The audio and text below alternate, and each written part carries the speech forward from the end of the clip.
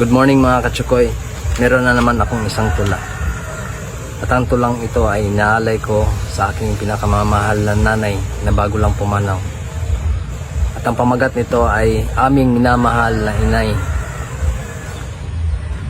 Agosto 21, 1951 sa baryo ng Rojas, Capiz City, kung saan nagsimula ang paglalakbay ng isang minamahal natin sa buhay.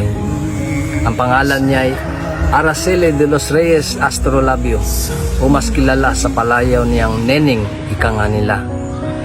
Nang nagdalagay, inaming sobrang maldita. Hindi umiinom, hindi naninigarilyo, ngunit meron pa ring bisyong nakuha. Chikitsa, madyong, o di naman kaya'y tongits ay nakita. Nag-aral ngunit hindi nakapagtapos.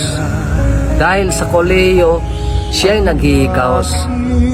May nakilalang binata na kalaunay kanyang naging kinakasama. At dahil doon, biniyayaan ng 5 maliliit na bunga. Taong 20,004, isang trahedya na sakit ang nakuha. Nakoma, sabi pa nila ay may tsansang hindi na magising pa. Ngunit kalaunay, loob ay tumibay. Biglang tumayo at siya ay nagising na may ngiting makulay. Buhay niya ay nadagdagan, mga ganap ay saksihan, at ang mga apo at apo sa tuhod ay nadagdagan. Naging masaya ang buhay na meron siya.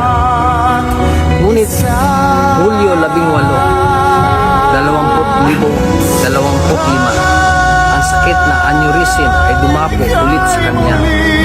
Ika nga ng doktor ay konti na lang ang tsansang magising pa dahil sa kanyang katandaan na at may malubha na sakit niyang dala. At sa araw din yon, siya ay namayapa na. Umuwi ang mga anak niyang may mga luha sa mata.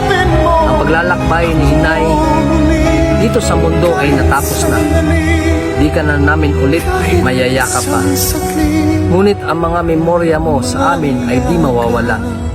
Salamat inay sa pag-aalaga kahit ikaw ay pumanaw na at di ka na makakapiling pa. Ngunit ang iyong mga imahe sa aming mga puso'y hindi mawawala magpakailan pa man.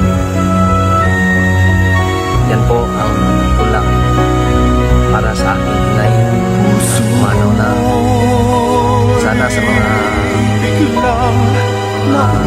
may nanay pa dyan, mahalin po natin sila habang nabubuhay. Salamat.